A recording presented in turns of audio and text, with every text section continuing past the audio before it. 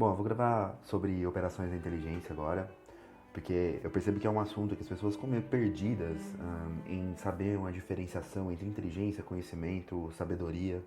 Existem diferenças, esse áudio aqui eu vou ficar só sobre a operação da inteligência. E precisamos partir de dois pressupostos. O primeiro é o seguinte: entender que inteligência é a capacidade matemática humana. E não é a capacidade matemática do tipo acadêmico, que você tem que equacionar algumas coisas, que você tem os números, que você tem as equações algébricas, mas a capacidade humana de causar aquela diácrise entre o universal e o particular assim que esteja na presença deles. Então já começa aí. A inteligência humana é basicamente a capacidade que reside numa esfera do espírito da consciência e que por isso consegue diacrizar entre esferas menores, e essas esferas menores são as cronológicas e são as kairóticas, que se composicionam. Elas sim têm uma composição e não só uma combinação. Que a combinação é quando você tem duas coisas separadas, mas que de certa forma estão em interseção. Agora, quando eu digo sobre realmente uma composição, eu estou dizendo que elas estão na mesma posição, elas estão ao mesmo tempo ali. Então, no momento em que eu vejo uma cadeira, eu vejo o universal daquela cadeira, porque eu sei que é uma cadeira assim que eu entro em contato, mesmo que ela seja de um tecido que eu nunca vi na minha vida, de uma cor que eu nunca vi na minha vida, de um formato que eu nunca vi na minha vida, eu sei que aquilo é uma cadeira. Eu resgatei dela um conhecimento universal. Mas ao mesmo tempo eu sou capaz de extirpar dela todos os particulares também que a tornam uma cadeira diferente de todas as outras que eu vi. Então ao mesmo tempo que eu sei que é uma cadeira, eu sei que é uma coisa diferente do que eu vi. Isso gera quase que uma crise. Mas como o nosso espírito, a nossa consciência é um elemento tensional dessas coisas, vai manter unidas aquilo ali. A inteligência, então, é essa capacidade que nós temos, basicamente, de reconhecer o universal e o particular na simples presença. Ela, então, se diferencia do conhecimento, que estaria no elemento físico, no elemento individual do ser humano, onde ele tem contato com as coisas. Então, na presença, você já tem o conhecimento, é o percepton. Só que esse percepton, ele vem com toda a sua composição. Ele não vem apenas na parte material. A percepção que você tem de uma cadeira não é a percepção de uma cadeira só universal e nem só particular, mas vem as duas informações ao mesmo tempo. Então essa é a primeira noção que precisa ter de saber que a inteligência no ser humano está na área da matemática, assim como o conhecimento está na área da física, já que você deve estar no mundo físico para ter conhecimento de certos aspectos, inclusive naqueles aspectos que nós denominamos de sentimentais ou então de aspectos metafísicos. Ainda assim, para se reconhecer-se uma metafísica, é necessário que conheçamos primeiro uma física, porque é a partir da física que conseguimos perceber o que está além da física, a metafísica, né? Existe uma conjunção aí. A segunda parte é dizer agora sobre a matemática, que quando eu estou falando da matemática em si, que é a inteligência matemática, mas agora eu estou falando da matemática, eu abordo aquele sistema matemático que é o sistema matemático do quadrivium, que trabalha a matemática como sendo uma qualidade e não uma quantidade. Então a matemática é a nossa capacidade de universalização e particularização de coisas que nos são entregues no ambiente material como uma coisa só. Mais uma vez eu recorro ao exemplo da cadeira. A cadeira aparece na minha frente, ela é uma unidade de cadeira, mas em si ela tem guardado essências de todas as cadeiras existentes no cosmos. Isso significa que nós somos capazes de, na presença desse ser, reconhecer deles percepções de um universal, da cadeira, que eu consigo reconhecer porque ela está no grupo das cadeiras, mas ao mesmo tempo da cadeira particular. Então acho que com isso aí a gente já pode começar a falar sobre a operação da inteligência. Como que a inteligência ela consegue, por exemplo, se construir. Como que nós conseguimos passar de um estágio onde nós precisamos aprender certos elementos para depois, a partir deles, construir outros e outros e outros e cada vez mais ficarmos inteligentes, se é assim que podemos dizer. Isso aí não acontece só numa escala matemática do ponto de vista acadêmico, mas também de um ponto de vista de ser humano, né? Uma criança que vai crescendo e aos poucos começa a aprender a falar, começa a desejar coisas mais complexas que exigem dela respostas mais complexas ao mundo. Então, uma criança que antes só chorava por qualquer tipo de dor, e aí tinha uma eficácia da cura dessa dor menorizada, porque a mãe precisava meio que descobrir, testando onde que essa criança está chorando, por que está doendo. Agora ela tem que ter uma complexidade maior para falar: mãe, está doendo na minha mão. E aí eu sei exatamente onde ir lá, e aí vai ficar tudo mais eficaz. Ou seja, eu consegui abstrair um universal, que seria aquela presença da dor, para particulares em mim mesmo, que faço parte da dor nesse momento, né? A dor como um todo. Então, para começar, nós temos três principais operações da inteligência, A primeira é a simples apreensão, a segunda, o julgamento e a terceira, o raciocínio. A primeira, que é a simples apreensão, é aquela operação pela qual nós aprendemos um conceito. Por exemplo, o conceito de homem, o conceito de casa, o conceito de ser, que é muito importante, vou falar mais pra frente, o conceito de círculo, são todos conceitos. Ou seja, a simples apreensão é aquela que acontece no leito da física, da natureza, da materialidade. Quando eu olho para os meus amigos e sei, sem que eles precisem me falar, que eles estão no grupo dos homens. Os meus amigos estão no grupo dos homens enquanto seres humanos. E que as cadeiras estão todas no mesmo grupo também, enquanto cadeiras, por mais que elas sejam particulares. A simples apreensão me dá o conceito do que é uma cadeira, me dá o conceito do que é um ser humano. E isso acontece por uma apreensão de maneira simples. Eu não preciso me esforçar para descobrir aquilo ali. Aquilo é dado para mim. Inclusive, aquilo que o próprio Platão chamava de aestheitas, que seria a esticidade, já é também uma simples apreensão de algo que você ainda não aprendeu. E lembrando aí que quando eu estou falando de simples apreensão, eu estou falando apreensão com 2 Es, né? Você está apreendendo aquilo ali. É um abraço, né? Que é dado entre o seu espírito, que sai para pesquisar as coisas, e o percepton das coisas que emitem perceptons para ele. O que nós chamamos depois de percepção, claramente. Isso, de certa maneira, para nós, acontece de uma maneira intuitiva, e é claro que eu não estou explicando aqui o que é a intuição em si, mas que acontece de maneira intuitiva, acontece na presença de um lugar onde tem alguma coisa que se parece com a mesa, alguma coisa que se parece com a cadeira, você vai abstrair, mesmo que sejam de elementos diferentes. Imagina que é um elemento químico que você nunca viu, aquela cadeira, aquela mesa é feita de um elemento químico que você nunca viu, brilha de um jeito esquisito, tem um cheiro esquisito, mas você ainda consegue saber o seguinte: bom, se é para eu ficar nessa sala, eu tenho que sentar naquele ali e escrever nesse. Eu nunca vou sentar na mesa e escrever na cadeira. Por algum motivo, eu já consigo abstrair, né, essa capacidade da inteligência, a capacidade da matemática, vai diacrisar o elemento universal e falar: olha, você tem um universal cadeira e um universal mesa aqui. E você sabe a teleologia de cada um deles, você sabe a função de cada um deles, né? Dada a função, você sabe que um é para sentar e outro é para escrever. Então, essa apreensão do conceito, ela é simples, porque ela é imediata. Ela acontece imediatamente. Quando eu estou falando imediata, pensa aí sem mediação do tempo mesmo. Ela acontece num plano puramente kairótico. Inclusive, os nossos problemas para explicar o que é a intuição vem muito disso, de não sabermos explicar a intuição no conceito cronológico, dado que ela necessitaria de um conceito cronológico, né? Mas muitas vezes a nossa intuição não tem nada a ver com o conceito cronológico. É um conceito que já paira sobre os elementos. Outra coisa para se falar da simples apreensão é que ela não é nem verdadeira e nem falsa. Ela apenas é. Ela não é um juízo de valor. Ela basicamente é aquilo ali. Então, uma cadeira, você olha para um conceito, dado que é um conceito, não existem conceitos falsos. Todos os conceitos são verdadeiros. Pelo menos ontologicamente falando. Claro que a gente vê aí o português, a pessoa usando o português do jeito que quiser, acabam falando que a pessoa tem um conceito errado daquilo ali. Bom, não, ela aprendeu às vezes alguma coisa de maneira errada, mas o conceito nunca pode ser falso, entendeu? Não existe um conceito falso de cadeira. Ou ele é cadeira ou não é cadeira. Poderíamos, inclusive, falar o seguinte: bom, se a essência de cadeira, se o conceito de cadeira é a junção de elementos do tipo assento, encosto e pés, se eu tirar o encosto, eu ainda posso fazer uma cadeira. Ou seja, essa cadeira vai ser verdadeira ou falsa? Bom, mas é isso aí, você está descrevendo o conceito de banco.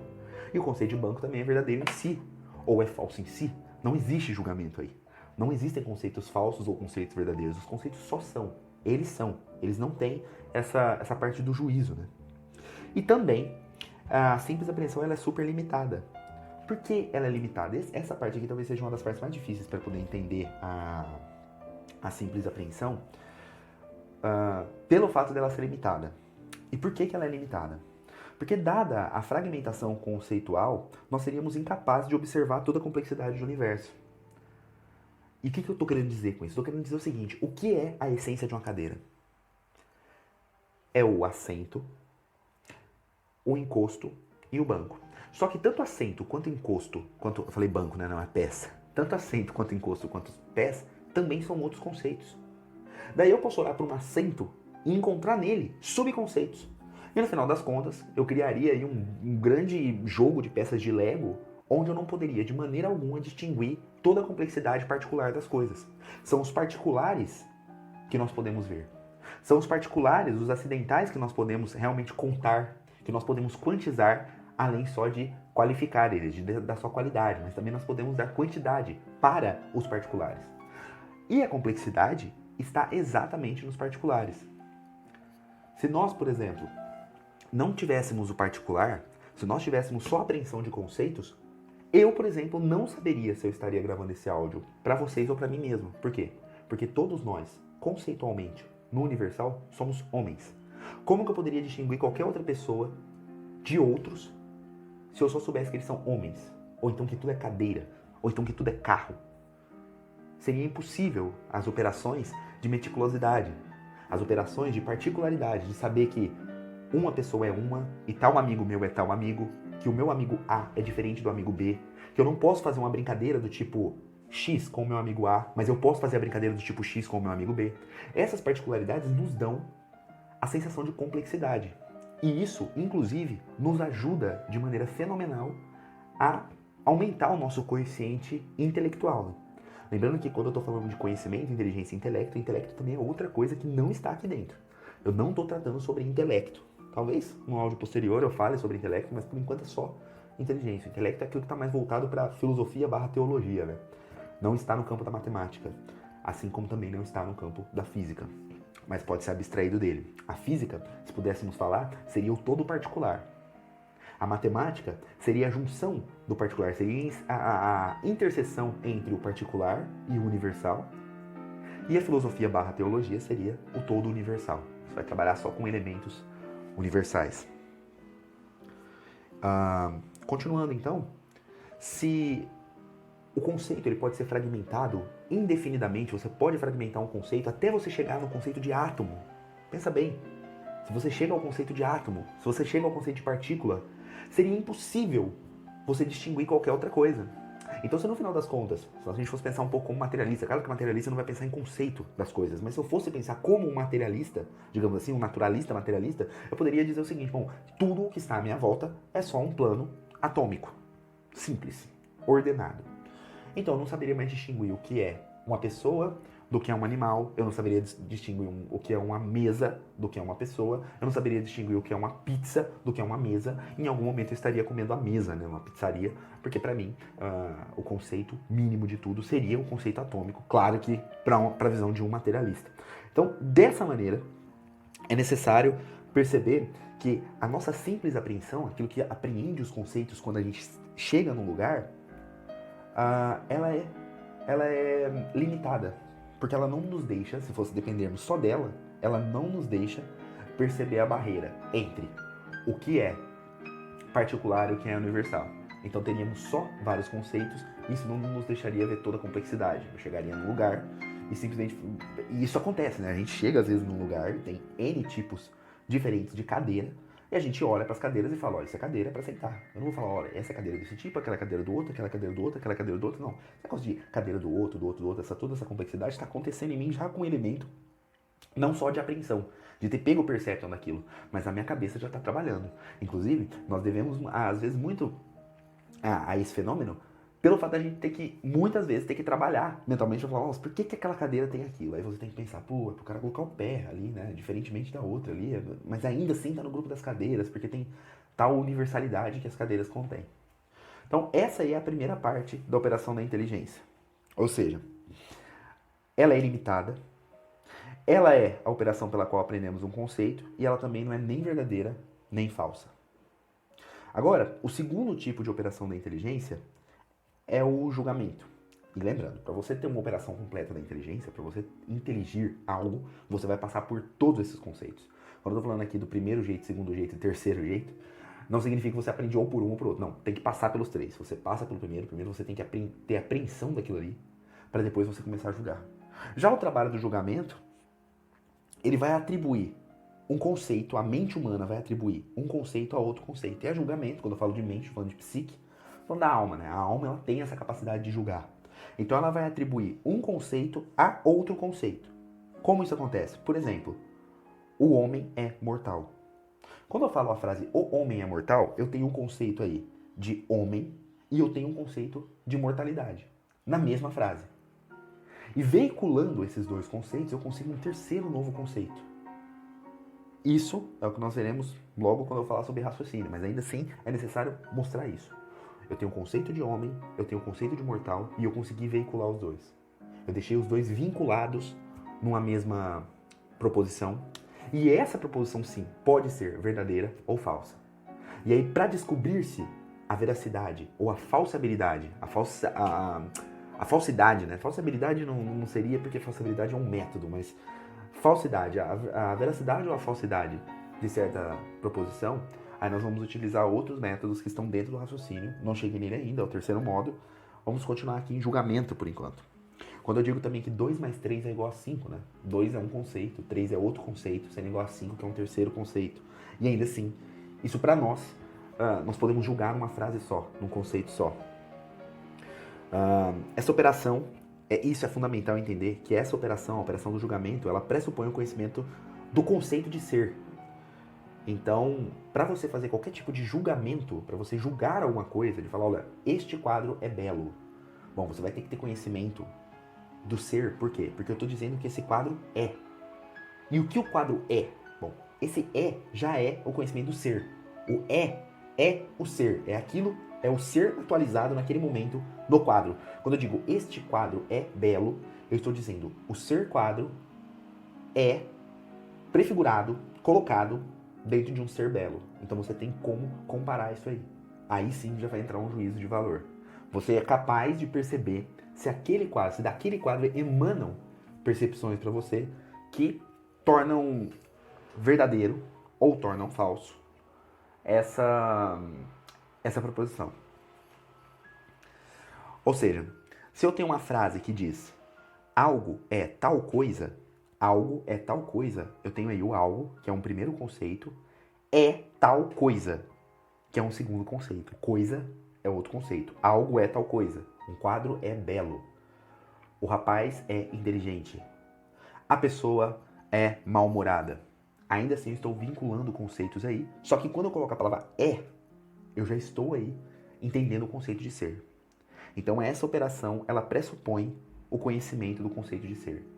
Esse conhecimento do conceito de ser já aparece em nós lá na simples apreensão, porque você está vendo uma cadeira e você sabe que ela é. Quando você diz, olha, isso é uma cadeira, e é por simples apreensão, você nem pesquisou muito sobre ela, foi a primeira coisa que chegou, você sabe que esta coisa, essa isticidade, por isso que eu falei lá do aestheitas, que é a isticidade, ela é. Eu tô vendo aqui o tempo para eu tentar não me delongar, mas eu acredito que dá para gravar mais um pouquinho, até daqui a pouco, aí talvez eu tenha que cortar o áudio. Enfim, dada a frase, algo é tal coisa, eu já estou fazendo isso, né? Eu já estou mostrando que um conceito é outra coisa. Então eu já tenho a pressuposição do conhecimento do conceito de ser. Portanto,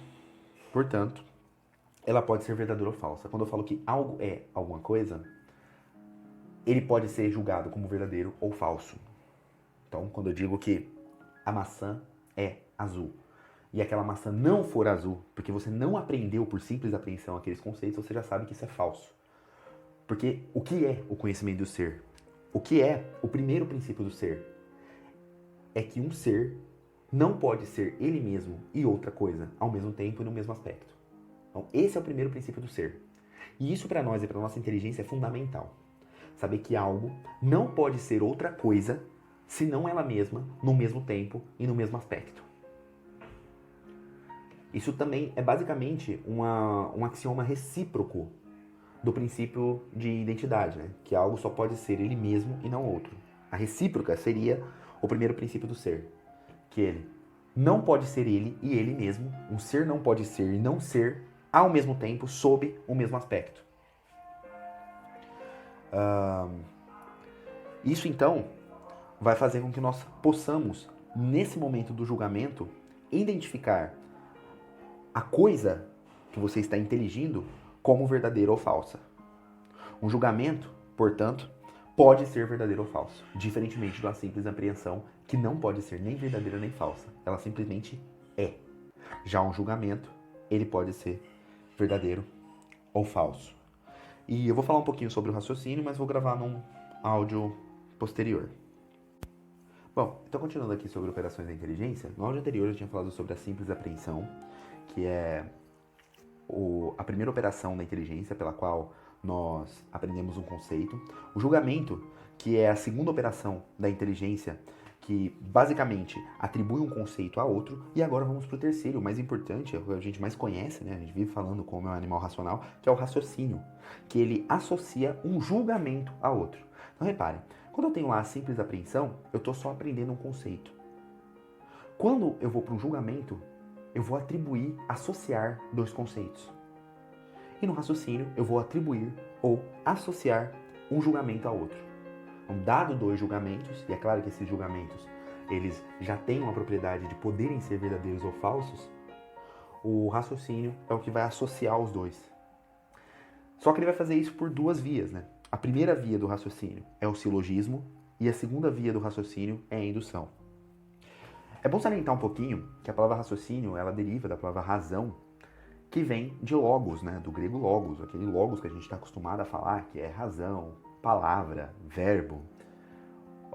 E uma razão, matematicamente, já que estamos tratando, atribuindo a elementos matemáticos aqui, como eu falei no primeiro áudio lá, sobre a natureza da inteligência e ela estar inserida exatamente na esfera matemática humana, e a matemática ser o próprio movimento, né, a ferramenta em si, para reconhecermos essa parte da nossa epistemologia.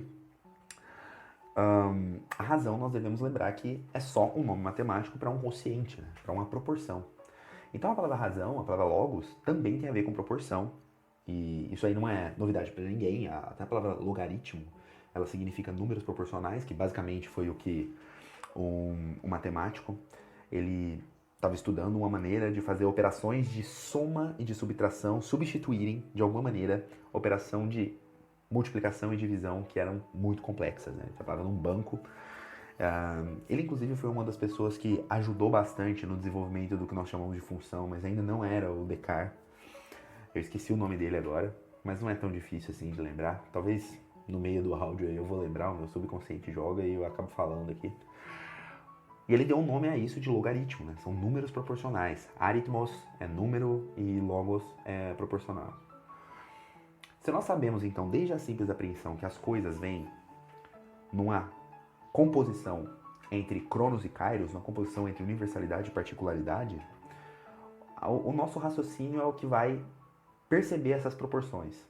O nosso raciocínio é aquilo que vai tentar, de alguma maneira, destacar o particular do universal, destacar o universal do particular, trabalhar o particular para chegar-se ao universal e trabalhar-se o universal para chegar no particular. Inclusive, os elementos de silogismo e os elementos de indução servem para isso. Um é o particular indo em direção ao universal e outro é o universal indo em direção ao particular. Isso a gente vai discutir mais pra frente. Mas ainda assim é necessário perceber isso, né? Perceber que essa diácrise que vai acontecer, ela também é, de certa forma, um raciocínio, uma proporção. Ele vai tirar proporções ali do que é alguma coisa mais voltada para um senso metafísico, né? Com a noção de um universal, da cadeira enquanto cadeira, elemento universal, e também esta cadeira aqui, essa cadeira que é diferente de todas as outras que eu já vi, e eu sei que ela é ela porque é ela mesma, porque até se eu fizesse um clone dela, não seria ela, porque começou diferente dela, enquanto essa aqui começou cortando uma árvore, a minha que eu fiz agora começou num clone, então elas já não são iguais. A única cadeira que é igual, perfeitamente igual, inclusive cronologicamente, historicamente igual a esta que eu vejo agora, é ela mesma. Isso pra gente dá aquilo que nós chamamos de propriedade de, ou princípio de identidade. Propriedade de identidade, princípio de identidade, isso aí não tem nenhum problema, né? E quando eu falo princípio é porque eu tô remontando aí basicamente um dogma, né? Um axioma. Você parte dele para saber, inclusive, que você é você e você não sou eu. Essa voz que tá falando, por mais que você ache que é você falando, não é. Por mais que esteja dentro da sua cabeça agora, não é. Essa voz é minha, eu sou outra pessoa e você sabe disso pelo princípio da identidade que já está em você, você nem percebeu isso, porque esse princípio ele vem junto com a simples apreensão. Você sabe que aquilo é aquilo e não outro. E ao mesmo tempo você reconhece que aquilo é um todo, né? Que você tem ali elementos que podem se repetir de certa maneira. O raciocínio é o que vai fazer isso, né? E ele vai fazer isso associando um julgamento ao outro. Então você vai associar julgamentos.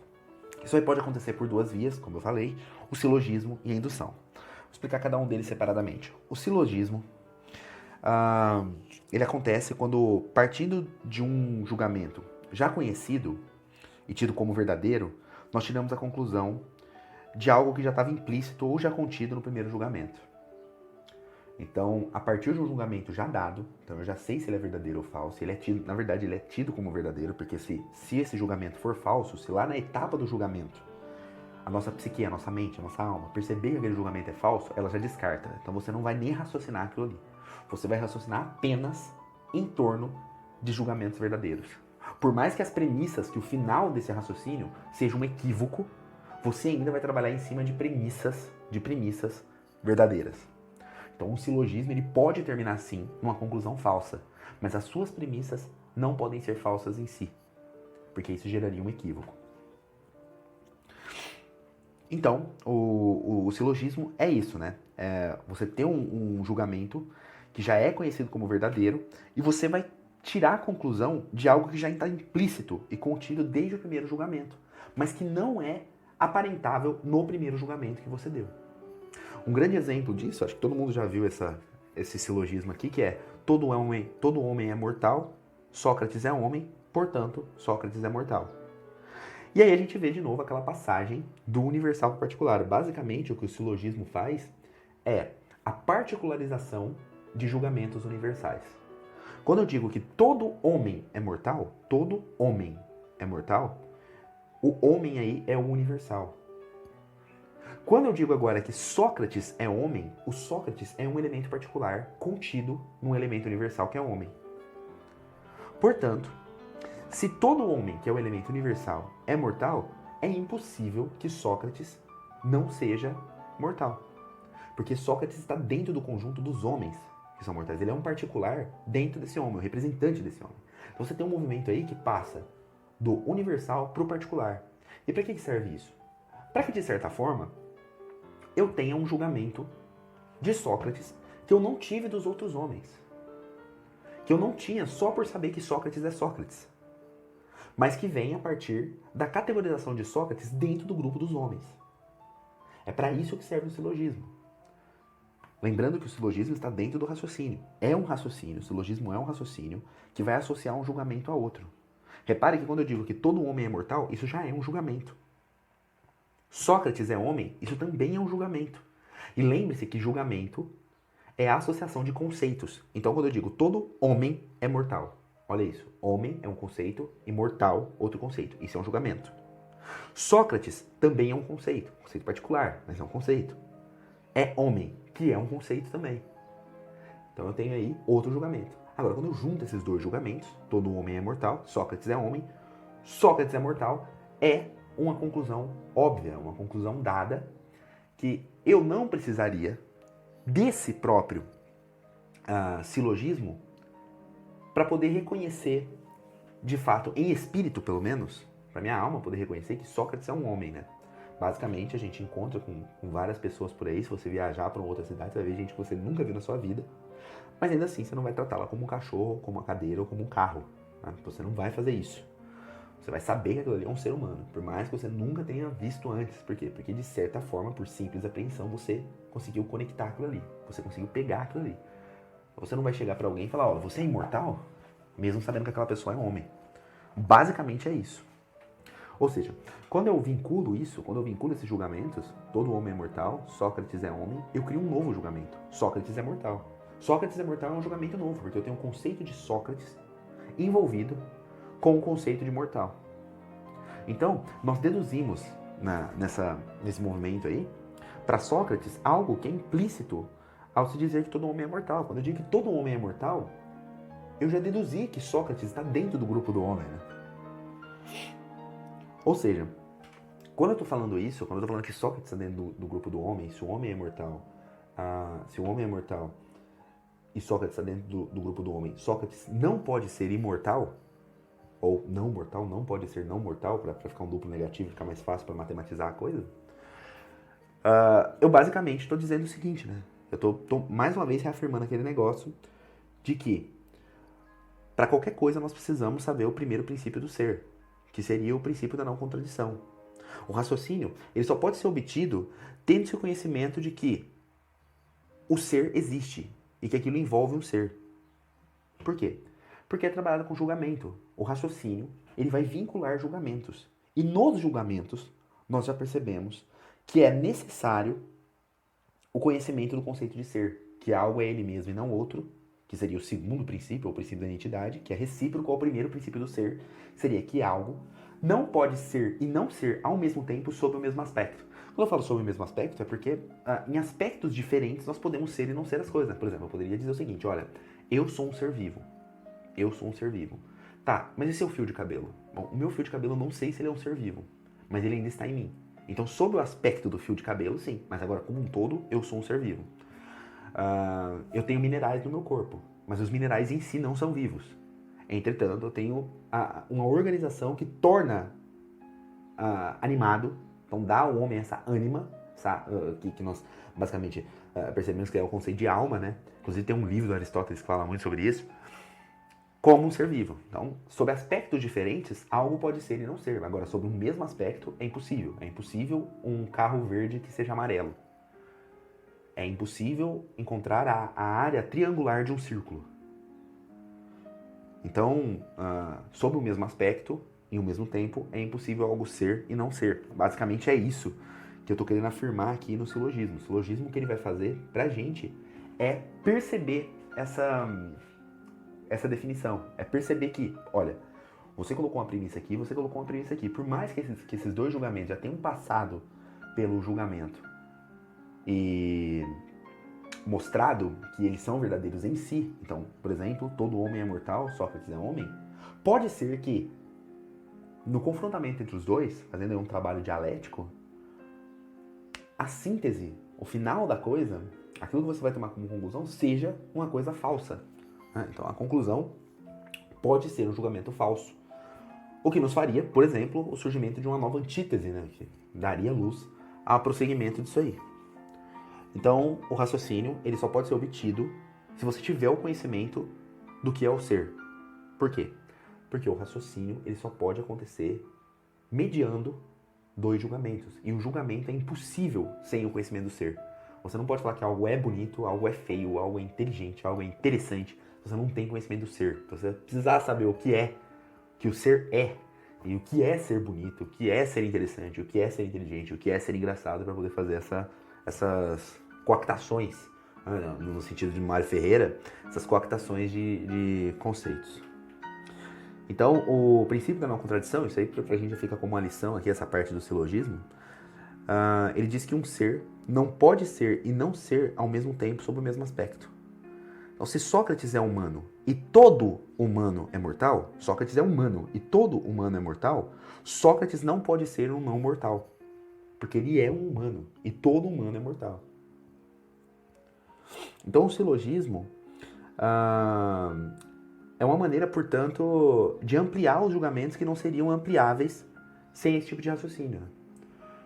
Por exemplo, quando eu olho só para Sócrates, ou próprio Sócrates, excluindo dele essa universalidade, eu pego apenas a sua particularidade, talvez não emanasse dele mesmo a informação para mim de que ele é mortal. Entretanto, pela apreensão que eu tive de maneira simples naquele primeiro movimento, eu sei que ele está dentro da categoria dos seres humanos. E os humanos são mortais. Se o homem é mortal, então eu tenho, por silogismo, a resposta de que Sócrates também é mortal, mesmo não conhecendo Sócrates pessoalmente. Eu sei que ele é mortal, porque ele está dentro de uma categoria maior.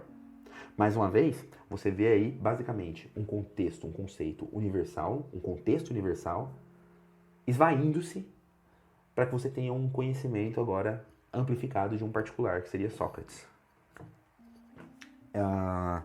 Então, basicamente, a grande diferença entre o silogismo e a indução é isso. Né? A indução ela vai de um particular para um universal, enquanto o silogismo vai de um universal para um particular. E eu vou falar um pouquinho agora sobre a indução. A indução já é uma forma de raciocínio pela qual, partindo-se de várias premissas, nós chegamos a uma conclusão geral. Então, repara. No caso do silogismo, eu dizia que todo homem é um mortal. Então eu tenho lá o universal e Sócrates é um homem particular. Eu estava indo do universal para o particular, mas agora eu vou de particulares para o universal. Né? Então, de certa maneira, a indução é aquela que nos induz a uma generalização por trás dos eventos que nós vemos nas particularidades. Né? Basicamente é o encontro do kairótico por trás daquilo que é cronológico. Claro que isso vem depois da apreensão, né? Então não caiam naquilo de que muitas pessoas caem, acreditando que quando Sócrates falava sobre o pensamento intuitivo, ele estava de certa maneira falando que ao ter contato com várias cadeiras, você teria finalmente o conceito de cadeira. Isso é nominalismo, isso não tem nada a ver com Aristóteles. Eu já vi muito professor falando isso. Eu, inclusive, quando eu comecei a estudar Aristóteles, eu acreditava que era assim também, mas depois que eu descobri o nominalismo, você pode, inclusive, pesquisar isso. Tem um livro do Platão que se chama Crátilo, que é um diálogo do Sócrates com Crátilo, e é um livro muito bom, vai falar sobre nominalismo. Essa história de que eu vejo uma cadeira, vejo duas, vejo três, vejo quatro, vejo cinco, vejo seis, vejo sete, vejo oito, vejo 1000, e aí depois eu falo, nossa, o que todas elas têm em comum? A cadeira. Então eu aprendi o universal. Isso é falso. Porque se você não tivesse, desde a primeira cadeira, aprendido, por apreensão simples, o universal de cadeira, você não conseguiria nem colocar ela, vincular ela com a segunda cadeira, com o segundo elemento do que é uma cadeira. Então se você consegue juntar um grupo de 1000 para depois chegar na cadeira, bom, como é que você juntou esse grupo de 1000 então? É porque eu percebi que elas tinham coisas em comum. Tá, essa percepção das coisas em comum você já ganhou automaticamente. O universal já estava ali. Tá, mas como que isso aconteceu? Bom, isso aconteceu por intuição e a história é muito longa. Eu tenho até uma teoria sobre a intuição. Acredito que ela esteja certa mesmo.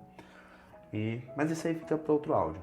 A gente só não pode confundir essa parte da indução com nominalismo, né? A indução, sim, é uma técnica primordial dos nominalistas. Os nominalistas acreditam que só exista indução. Não. Os materialistas, por exemplo, também só acreditam que exista indução. E os materialistas não sabem que estão recorrendo a um conceito aí, né? Mas que sejam materialistas, estão recorrendo ao metafísico para poder falar que tudo é átomo. Eles vão perguntar, por que tudo é átomo? Porque eles são iguais. E como é que você conseguiu categorizar como igual? Porque eu criei uma categoria. Ah, é a categoria material. Pronto, fechou ele. A categoria não é algo material. É impossível, né? O materialismo, assim, é basicamente uma piada, né? Quando a gente vai pensar realmente na real complexidade do universo e da realidade. Então vamos lá. A indução é a forma de raciocínio pela qual, partindo-se de várias premissas, nós chegamos a uma conclusão geral.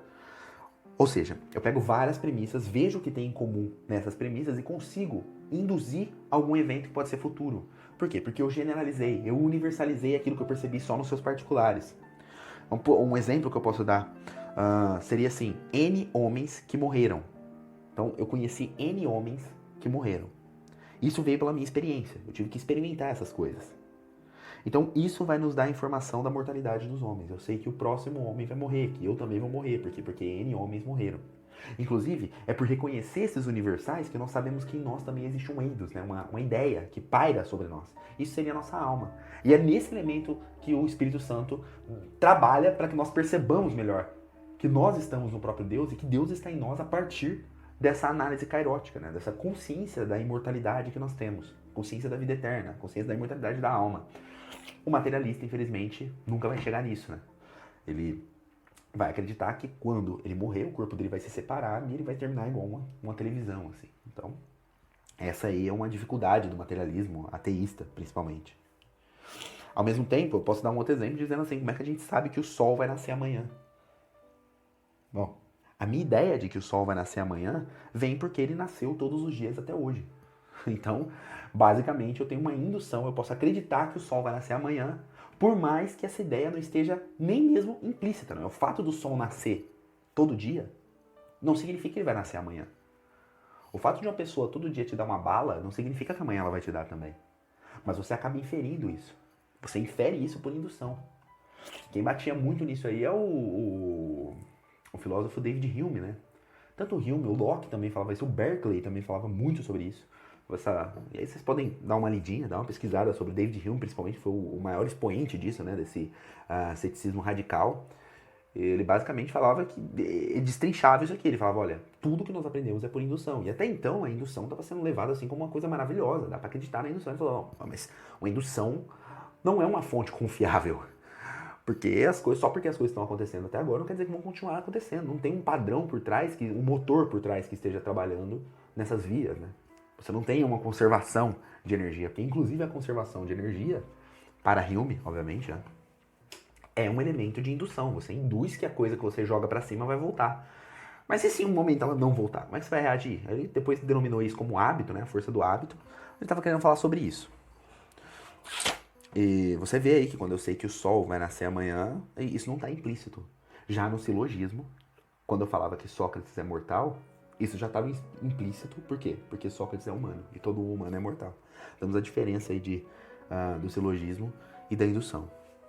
Então, tanto o silogismo quanto a indução vão acabar num julgamento. Né? No final das contas, quando eu digo o sol irá nascer amanhã, o sol é um conceito, irá nascer amanhã é outro conceito, vinculando dois conceitos, eu tenho um novo julgamento. E aí eu posso prosseguir com isso, né? Porque criando um novo julgamento, eu posso associar com o outro, fazer um outro raciocínio.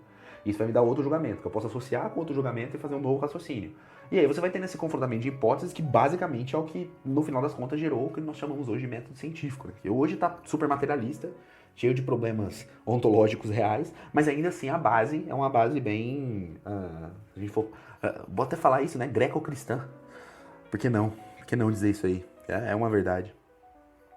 Então, são os modos, esses dois modos, o silogismo e a indução, são os dois modos pelos quais nós podemos inferir a veracidade de um julgamento. Né? Por indução eu sei que algo é verdadeiro ou falso, e também por silogismo eu sei que algo é verdadeiro ou falso. Então, esses são os três movimentos. Eu termino meu áudio aqui, já está bem grandinho, quase acabando meu tempo.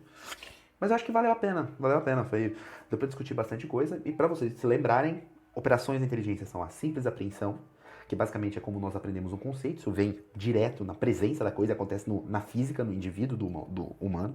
Depois você tem o julgamento, que é quando você atribui um conceito a outro, associa um conceito a outro, compara um conceito a outro, você já está tendo um julgamento. E o julgamento, sim, ele pode ser verdadeiro ou falso, e a simples apreensão não pode ser verdadeiro ou falso. Depois você tem um raciocínio, que é você verificar se, associando certos julgamentos que você tomou da realidade, eles vão gerar um novo julgamento que seja verdadeiro ou não. Né? Isso pode acontecer por silogismo ou por indução. E legal, né? O áudio ficou bem grandinho, mas eu acho que deu para explicar bastante coisa. Deus abençoe vocês e até mais. Que Ele ilumine seus estudos.